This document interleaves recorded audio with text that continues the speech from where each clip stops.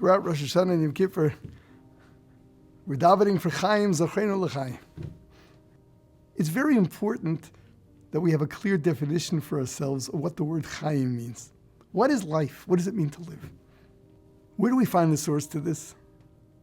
A very interesting pasuk in Jumash. When Yaakov Avinu is brought in front of Paro, so Paro sees himself gazing at the oldest human being he has ever seen. And he asks Yaakov Avinu, Kama yemei shnei chayecha? How old are you? Simple question, huh? Well, Yaakov Avinu responds with a long, drawn-out Lamdisha answer in good Jewish tradition. And Seforno points out that Yaakov Avinu is giving Paro a very powerful message. So Yaakov Avinu's response to Paro's question, Kama yemei shnei chayecha? So he says, Shloishim u'ma'ash shana yemei shnei magurai.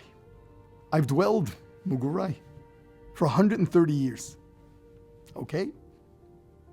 Ma'at v'roim, few and difficult, yemei shnei chayai, were the days of my life.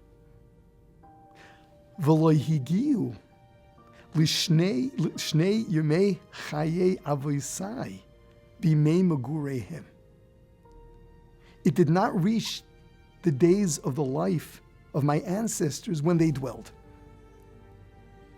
So Seforno points out, Yaakov Avinu was asked by Paro, Kama yemei shnei chayecha. He saw all the wrinkles. He saw an ancient human being. And he asked him, how old are you? But he referred to that as shnei chayecha. Chaim, how long have you lived? And Yaakov Avinu gives him a whole shiur here. The wrinkles, they come from magurim. Magurim means how long have you been around? 130 years. You want to know how much I've lived? You speak of Chaim? Ma'at v'roim. Few and difficult. And they did not compare to the years of the Chaim that Avram and Yitzchak had when they were around. Avram and Yitzchak had different lives than Yaakov. Yaakov Avinu, from the womb, he had a roommate, Esav. Eventually, he had to flee. He had to flee his home because of Esav. Where does he end up? He ends up in the home of Lavan. Not easy there either. He has to flee from Lavan, and then he encounters Esav again. That's over with. Then he has Dinah, and then Yosef. Yosef, who he mourned. He mourned for decades. Finally, the family gets together again. Where? In Mitzrayim, the beginning of Golus Mitzrayim. Ma'at v'roim. There were few and difficult. But it's even more than that. During the years that Yosef was away from Yaakov Avinu, so Rashi tells us that the Shechina was purged from Yaakov. The brothers made a cherem that no one is to reveal to Yaakov Avinu what really happened to Yosef. They included Hashem in that cherem. Just in case you didn't know who the Shvatim were, Yosef's brothers, they included Hashem in the cherem and he was bound by it. How could Hashem not tell him? So he avoided him altogether. Yaakov Avinu, for all the years that Yosef was gone, lost the Shechina. Ma'at v'roim. Oh, that's difficult. That's difficult. So what's Chaim? Chaim are years that you're productive. When you're alive. I always think of it as, a light bulb. When you light it up, it's alive. That's what we're like. There's dwelling. There's existing. There's getting up in the morning and you eat and you breathe. And then there's living. On Rosh Hashaná, what is decided? What's really decided?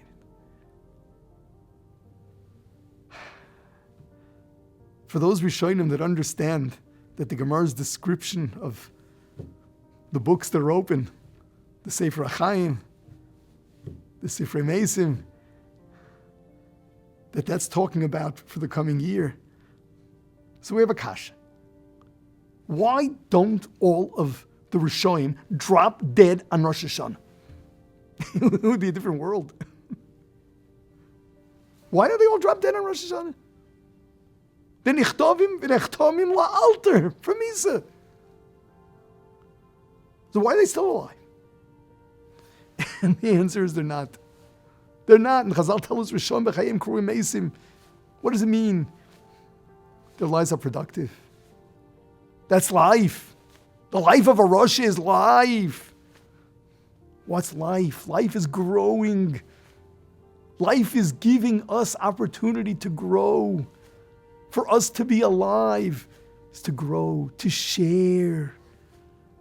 That's Chaim. To roam the earth, that's not Chaim. That's not Chaim. So, I have a little secret.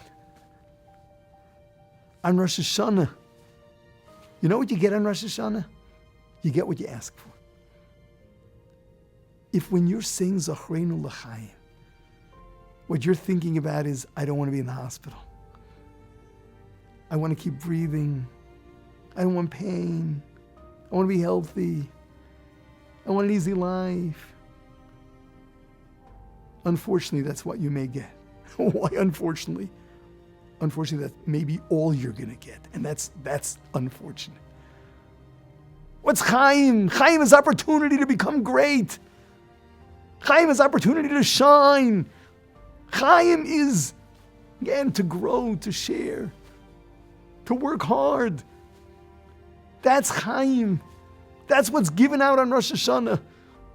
Survival. The Rishon get that too. But why are they around? You know why they're around? Aleph, because all the Rishon would drop dead on Rosh Hashanah. There would be no Bechira. It would be so obvious. And second, they're part of what gives us the opportunity to choose. Dealing with them, putting up with all the difficult human beings is so much part of the way we grow. We want Chaim. On Rosh Hashanah, the real test is, what are you asking for when you ask for Chaim? Are you simply asking for survival, for existence? Or are you asking for really growing? More and more opportunity to grow, to make the right choices, to stand up to your Yetzer, to change your midas, to grow in your understanding of Hashem, of His Torah, of His mitzvahs. That's Chaim. That's what we ask for. And that's really the way to be zoicha to Chaim on Rosh Hashanah. To desire it. To really desire it. And that's what the whole month of Elul is there to prepare us, so that by the time we get to Rosh Hashanah, we want real life. We want to be able to work hard. When we ask for life on Rosh Hashanah, we're not asking for the easy life. We're asking for more and more opportunity. But there's something that has to be added. You know, we paskin, the Guemará says, Simna Milsa. As a result of it, the Guemará tells us, Leil Rosh Hashanah, you're supposed to eat the Simanim. We'll talk about what that is all about also. Torah is not just about games. One of the things we do is we have an apple and honey, and we say a Yirotzen, that we should have a Shana Toiva Umasuka. It should be good and sweet. What's that all about? It would seem that is negating everything we've been talking about. We want a sweet year. We want a meaningful year. The answer is we want a Shana Toiva. A good year means a year of growth. But then we're throwing something in on the side. It should also be sweet. Rabbi Shalom. It shouldn't be too hard. It shouldn't be too painful. We want to grow. We want to grow. Give us the opportunity to grow without having to hit us over the head all the time. Give us the opportunity to grow. To grow in a way that, we strain ourselves and we work hard. We do work hard, but no disasters. A year without disasters. It should be a Shana Toiva, a really good year, a year of growing, umasuka, but sweet to the taste also.